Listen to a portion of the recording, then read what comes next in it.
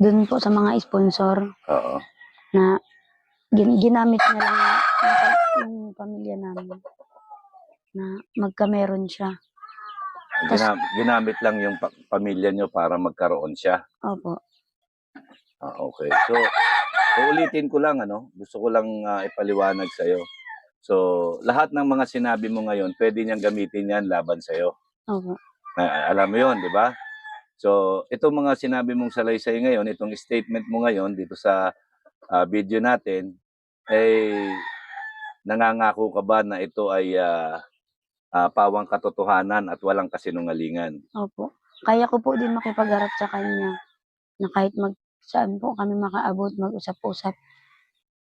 Good morning, good afternoon, ay isang mapagpalang araw at gabi sa lahat ng mga viewers natin, no?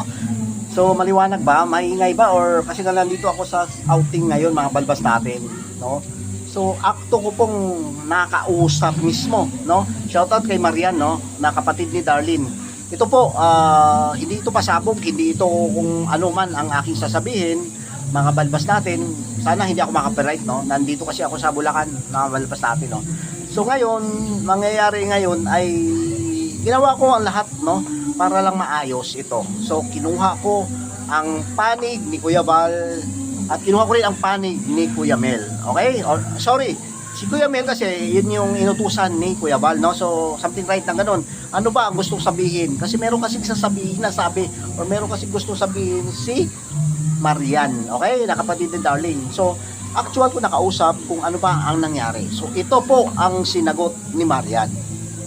Pagdating naman sa side ni Dr. Love ay meron ding kumbaga pumunta, no? Ngayon lang, sariwa pa, fresh na fresh ito dahil pumunta nga tayo sa live kagabi ni Dr. Love ay sinabi ko doon na puntahan mo para ang problema na ito ay masolusyonan na para hindi na sumbantong sa mga negatibo o pagbabas para sa mga bata kasi mga ito ay mga bata pa, mga balbas kaya hindi po pwedeng sabihin natin na ganon or something like na parang sige puntahan natin or parang ganito, no? So pero meron pinakasinasabi dito si Dr. Love at ang misis niya. So doon ay meron tayong sa akin dito ay fair reaction kasi ako mga balbas gusto ko kasi maayos, no? Maayos yung kinabukasan or maayos yung kumbaga di ba pananaw sa bawat isa sa atin, no, mga balbas natin, lalo sa mga viewers na nambabash sa Kalingap or something like dito kasi ang lumabas ay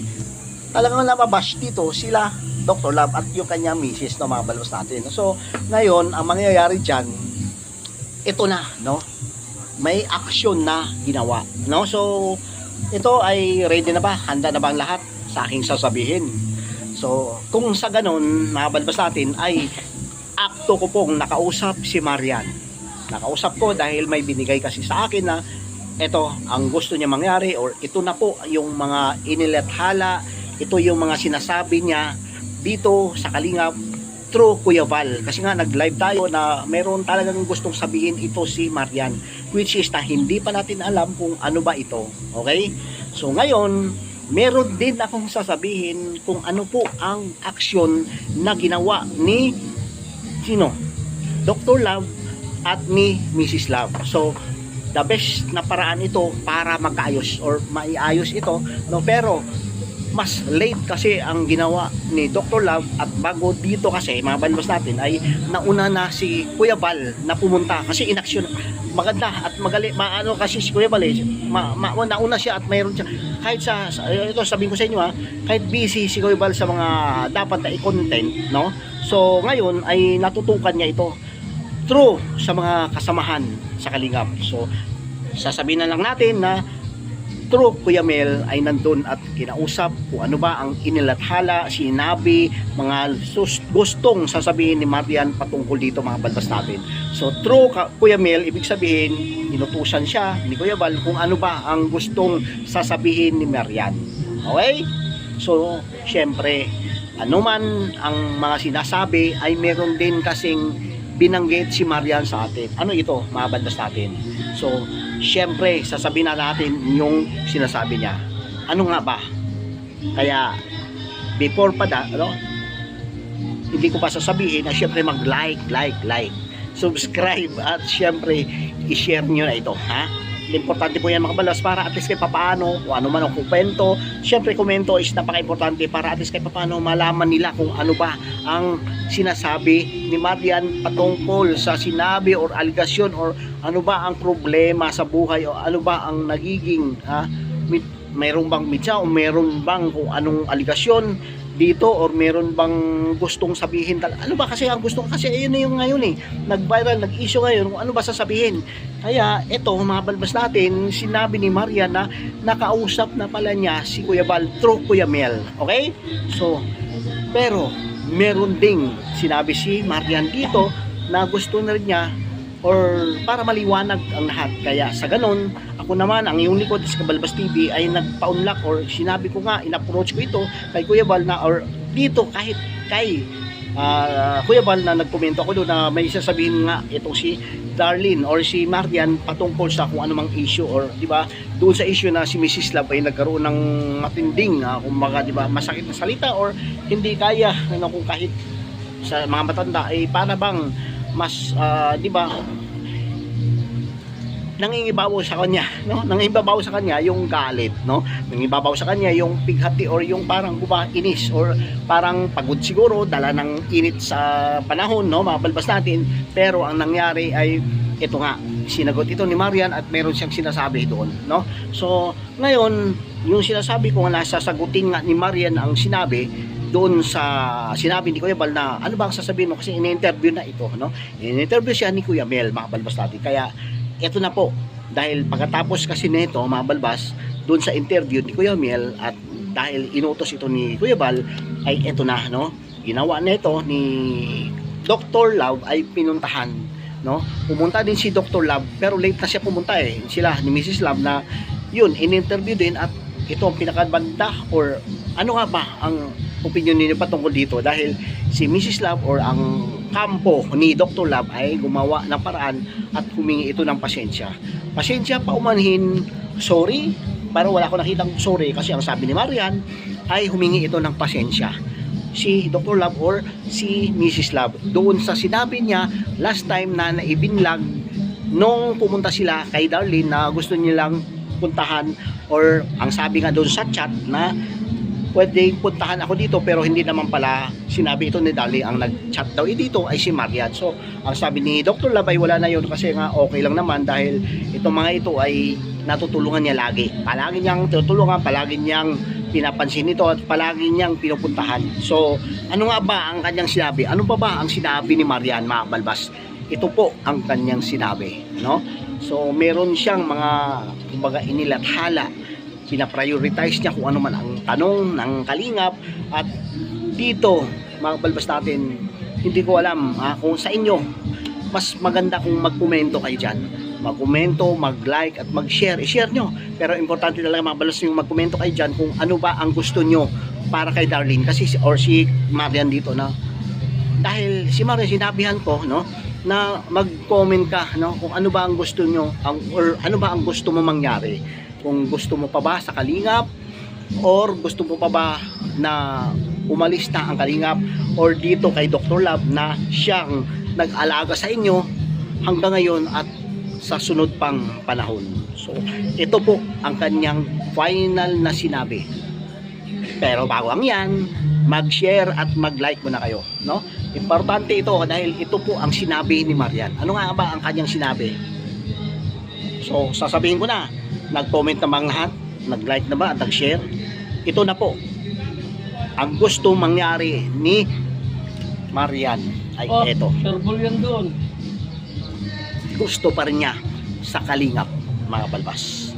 Kalingap, Kuya Bal, Kalingap Rab at sa lahat ng mga talagang gusto niya as bilang reactor, as bilang pro or kumbaga hindi naman tao sa akin lang ay fair tayo kasi mga balbas gusto natin sa kalingap at mas gusto din natin na maayos ito sa lahat ng bagay anuman ang mangyari dahil ang gusto natin na mapaayos ang buhay nila Marian, nila Darlene, nila Ate Marisa, nila Chloe at sa lahat ng pamilya, mga balbas. No, sa yan po yung gusto na mangyari ni Marian. Para sa mga taong kagaya namin na minamaliit lang nila, minamaltrato ng mali. Dahil tinutulungan. Opo, dahil porque sila ang naghihirap mag-vlog, sabihin na natin mahirap, pero sana wag naman ganun.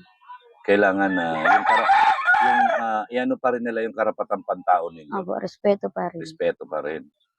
Ayan. So, ayun ito ay hindi to vlog. Opo. Ito ay documentation lang. So, ito ay ipapasa natin kay Kuya Bal. So, kung sakali bang papuntahin ka ni Kuya Bal sa radyo, alam mo ba yung radyo?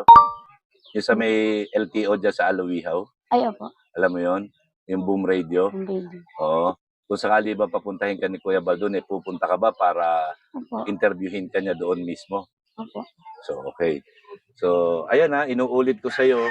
Yan, itong video na to ay may pumilit ba sa'yo? Wala po. Yan, kusang loob. Kagustuhan po. Kagustuhan mo ito.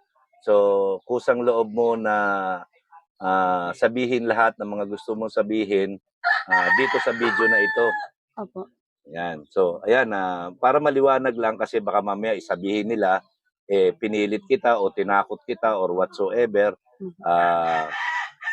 Kaya tinatanong kita. So, walang nanakot sa'yo, walang nagpuwersa sa'yo. Wala.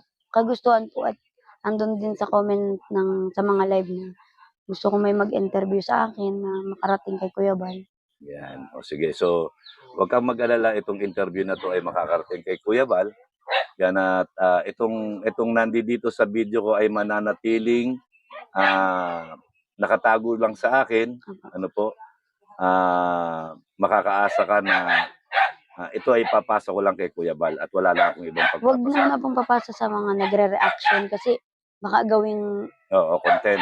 content. Oo. So kay Kuya Bal natin Kay to Kuya para Bal, mag-reaction sila. maka-reaction si Kuya Bal. Doon Pwede sa- na po silang Mag-reaction. reaction. Oo, tama. Opo. Ang galing mo talaga. Yan, bilib ako sa'yo. Maraming salamat. Salamat po. Yan. So, ngayon, meron akong konting ibibigay lang. Wala naman akong pera. Pasensya ka na. Yan, gusto ko lang meron ka lang panggastos ba?